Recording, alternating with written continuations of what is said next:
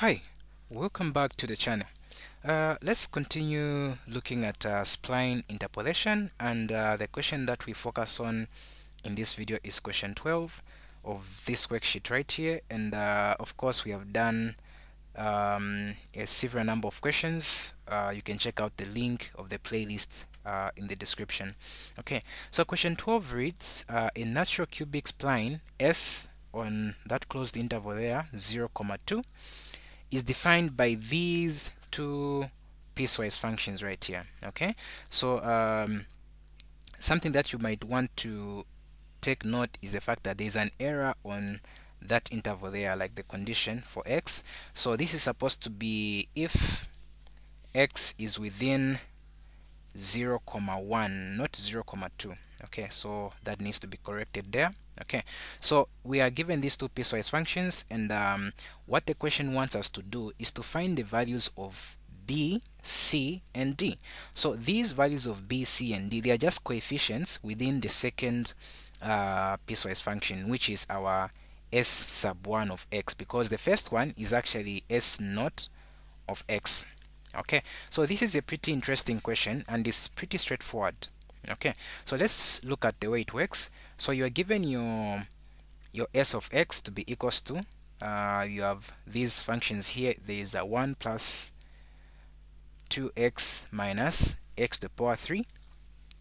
Then you have 2 plus b open bracket x minus 1, okay, plus c open bracket x minus 1 to the power 2. Then here you have plus d x minus 1 to the power 3. So the conditions that we are given, we have said this is if your x is within 0, 1. Then for the second part is if your x is within 1, 2.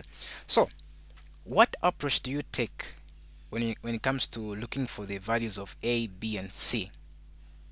Is it a, b, and c? No, actually b, c, and d. Okay, so the first thing that you have to do, which is pretty important, is you have to apply continuity at the you have to apply the continuity condition at the node where the two splines intersect. Okay, so where these two splines intersect is basically a 1, because if you look at this, you have 0, 1, okay, and you have 1, 2. So basically they are intersecting at what? At 1 there. So you have to apply continuity at that node. So you might wonder to say, why are you really doing this? Okay, so the purpose of ensuring that the continuity condition is satisfied is that it ensures that the spline has no jump at that particular node, in this case, which is our 1. So all you have to do is you have in this case we have our s naught. Okay, we have our s naught of x to be equals to 1 plus 2x minus x to the power 3. You have to evaluate this at that node. So this will be s naught of 1 is equals to, you're going to say it's 1 plus 2 multiplied by 1 minus 1 to the power 3 is still a 1. So this just ends up to be s naught of 1 to be equals to a 2. Okay, so let's look at the second one. So this is our s sub 1 of x is equals to that second one that we have there, which is 2 plus b, then x minus 1 plus c x minus 1 to the power 2 plus d x minus 1 to the power 3. So you do the same here. So s sub 1 of 1 is just equals to 2, because if you plug in 1 here, plug in a 1 here, plug in a 1, you're just going to end up with a 0. So what we're able to see is the fact that s naught sub 1 is simply equals to s sub 1 of 1. Okay, and because these two are equals to each other, this verifies or satisfies the continuity condition at the node, which is x is equals to 1. Okay, so having done that, let's go ahead and now start finding the values of b, c, as well as d. So the first thing that we do, okay, that actually translates from what we are just from doing, is that you're going to apply first derivative continuity at the node. Okay, so what it means is that you have your s naught to be equals to 1 plus 2x minus x to the power 3. Or I don't even have to write it here because it's already there.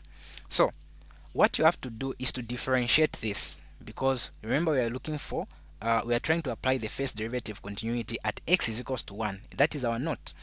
So your s prime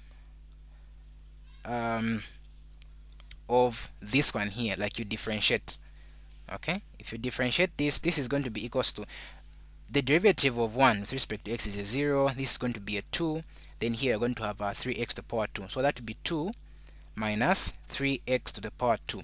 Okay, and again, what do? You evaluate for 1. Okay, you plug in a 1 here, this is going to be equals to 2 minus 3, 1 to the power 2. So what does this give us? This just gives us negative 1. Okay, so we do the same for the second function. That would be s prime.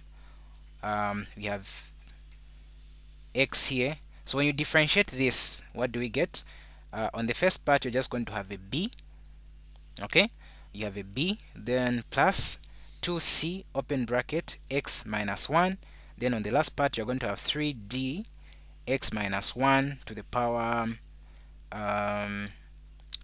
2. Okay, so what do? Evaluate for 1, okay, which is our note. So you observe to say if you plug in a 1 here and a 1 here, you just end up with what? You just end up with a 0. Okay, so it simply means this is equivalent to what? To b. So one thing that we have done is that by applying the first derivative continuity at x is equals to 1, okay, it's supposed to be that your s prime is, that's s naught by the way, of 1, which is our note, is supposed to be s prime of s sub 1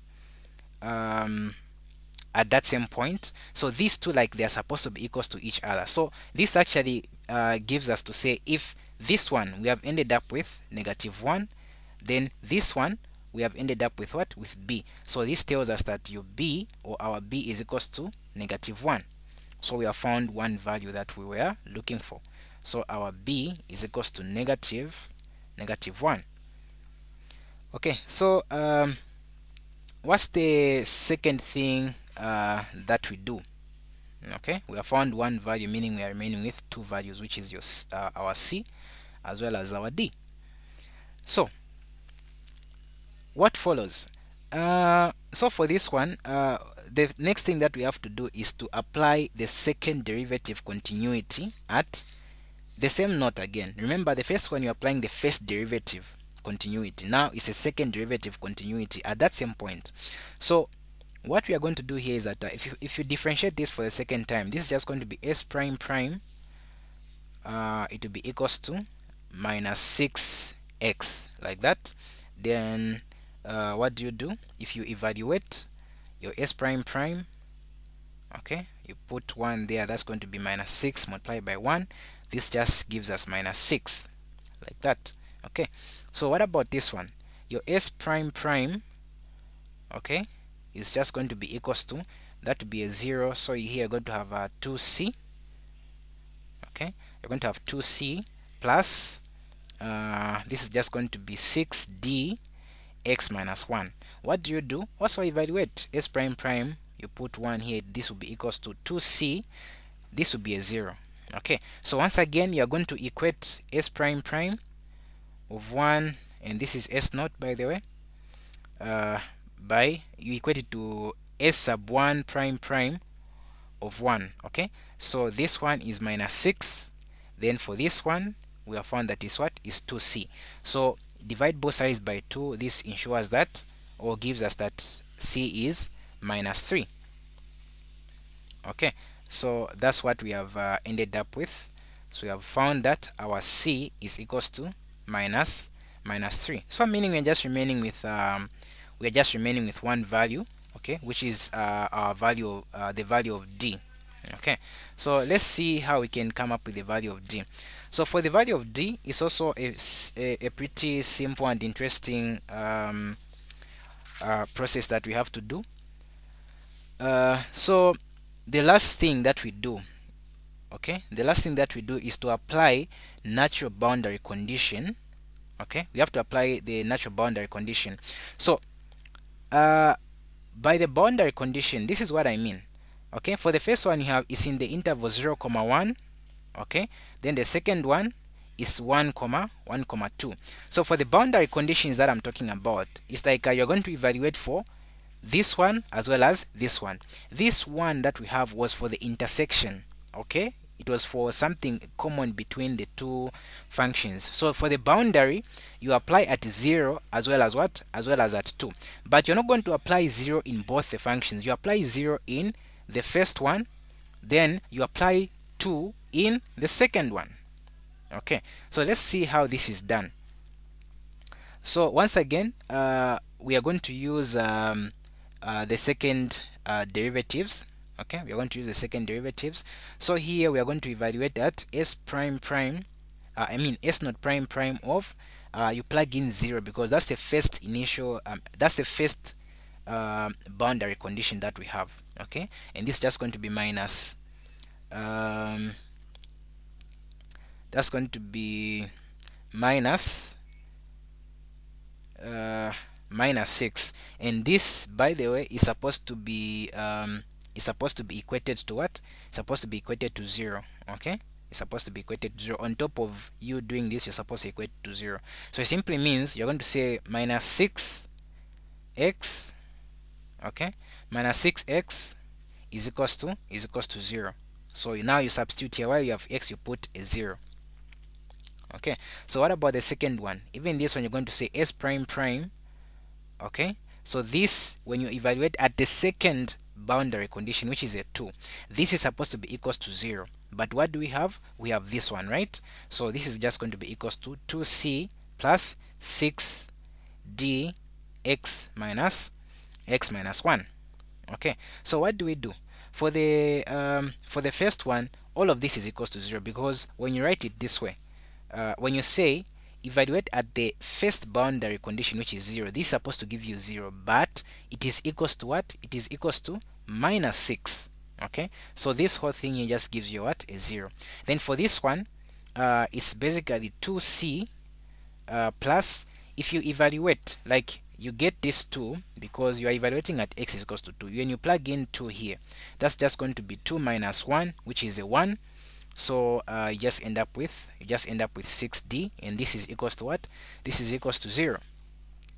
Okay, so from this we are able to get the value of d, because we know that this can be written as 6d is equals to minus 2c. Okay, so this simply means that how can you write this? We can say d is equals to minus c over 3, because like 2 into 6 is a 3, something like that. Okay, so remember, we have gotten that the value of c is equals to what? The value of c is equals to minus 3. So we are just going to say minus 3. Okay, minus 3 divide by 3. 3 into 3 is a 1. That negative becomes a positive, so your d is equals to 1. So finally we have our d to be equals to positive 1, and this is basically what we are looking for, and that's how you answer that question. Okay, so thank you very much for watching. If you like this video, consider giving us a thumbs up. If anything, leave it in the comment section, and subscribe to the channel if you're not. Yeah, thank you very much for watching, and we'll see you in the next video.